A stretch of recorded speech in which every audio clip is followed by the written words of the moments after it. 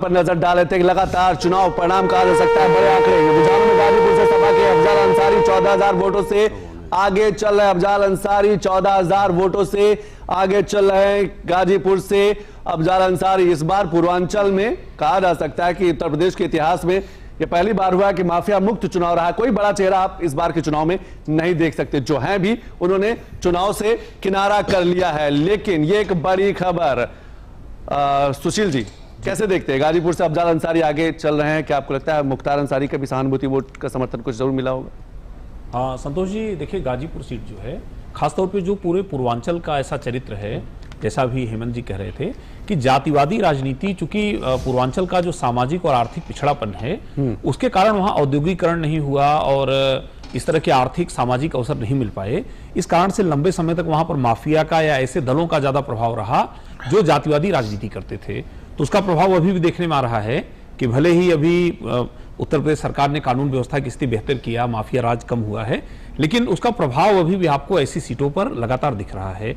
तो कहीं न कहीं इस प्रकार की जाति जो गोलबंदी हुई है वह गोलबंदी का प्रभाव पूर्वांचल की इस प्रकार की सीटों पर लगातार दिख रहा है।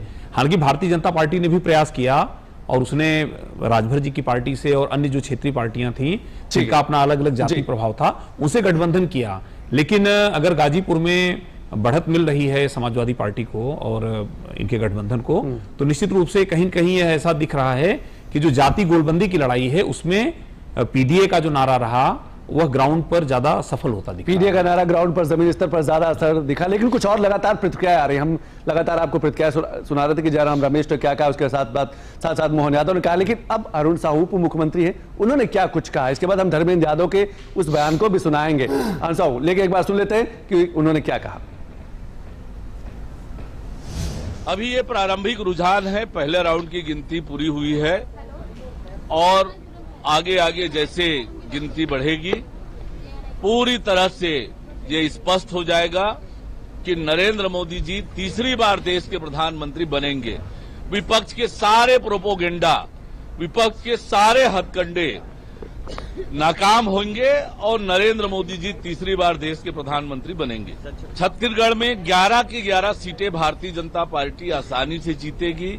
छत्तीसगढ़ में कांग्रेस पार्टी शून्य में आउट होगी।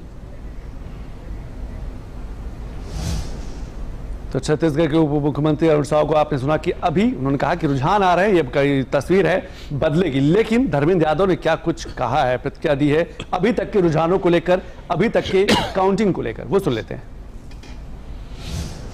जो इंडिया अलायंस के हमारे नेताओं की उम्मीद, आशा और भरोसा था उसी के अनुरूप आ रहे हैं। हमारे इंडिया अलायंस के मुद्दों के लोगों ने समर्थन किया है और मैं समझता हूँ मंथन का समय होगा 2-3 बजे के बाद उन लोगों के लिए जो लोग फर्जी मनगढ़ंत एग्जिट पोल दिखा के जनता को गुमराह कर रहे थे या लोगों को तनाव दे रहे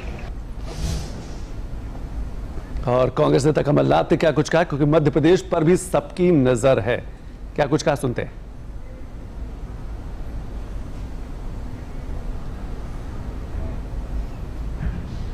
तो कमलनाथ का हम आपको बयान सुनाएंगे, प्रतिक्रिया सुनाएंगे। लगातार देश भर से प्रतिक्रिया आ रही है, लेकिन मैप के माध्यम से आपको समझाने की कोशिश करते हैं कि अभी इस समय हिंदुस्तान का जो मानचित्र है उसमें क्या कुछ समीकरण बदले हैं। एक बड़ी तस्वीर आपके सामने, एक बड़ा मैप हिंदुस्तान का आ रहा है। ये जो 3 बड़ी तस्वीरें आप देख रहे हैं, विपक्षी गठबंधन 227, इंडिया 297, आदर्श 29 के आसपास। लेकिन अगर ये हिंदुस्तान के मैप में जुड़ते हैं तो ये एक बड़ी तस्वीर आपके सामने उभर कर सामने आ सकती है। विपक्षी गठबंधन 227 पे, इंडिया 297 पे, आदर्श पे। ये अभी तक के आंकड़े हैं, अभी इसमें से परिणाम नहीं आए, लेकिन ये आंकड़े बहुत कुछ कहते हैं कि हिंदुस्तान की तस्वीर किस तरीके से बदल सकती है। ये पूरे 543 सीटों के अभी तक के जो आंकड़े निकल के आए हैं वो हम आपको समझाने की कोशिश कर रहे थे कि अभी ये उभरती हुई भारत की जो तस्वीर है ये कहती है कि जो इंडिया गठबंधन है वो 297 पर रुका हुआ है, विपक्षी गठबंधन जो है वो 227 पर टिका हुआ है। ये समीकरण, ये आंकड़े जरूर बदलेंगे और ये अभी तक, क्योंकि अभी काउंटिंग चल रही है और अभी काफी समय, अभी लगभग अगर 8 बजे से इसको कनेक्ट जोड़ा जाए तो लगभग 3-3.5 घंटे की काउंटिंग हुई है। लेकिन ये हिंदुस्तान की जो तस्वीर है बहुत कुछ कहती है। सुशील जी, नाविद जी आप समझाने की कोशिश करिए कि आपको लगता है कौन कौन से मुद्दे, हमें लगता है सभी के मुद्दे चले हैं। जिस तरीके से तस्वीर आ रही, कोई ये कहा नहीं जा सकता कि नहीं सिर्फ भारतीय जनता पार्टी के मुद्दे चले हैं या फिर विपक्षी गठबंधन के मुद्दे चले हैं। जिस तरीके से अभी तक परिणाम आए हैं, सभी के मुद्दे कुछ ना कुछ असर दिखा है। संतोष, दो चीजें हम अपने दिमाग से निकाल देते हैं। पहली चीज ये कि भारतीय जनता पार्टी ने कितना बड़ा दावा किया था।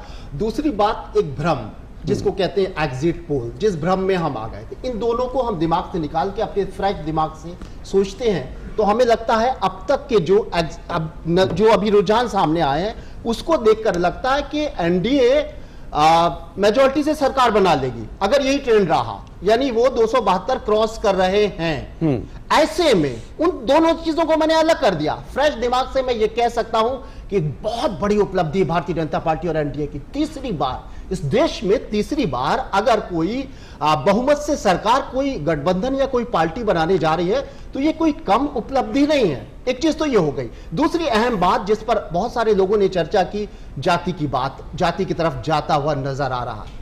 ये बात बिल्कुल सही है कि अखिलेश यादव ने जाति का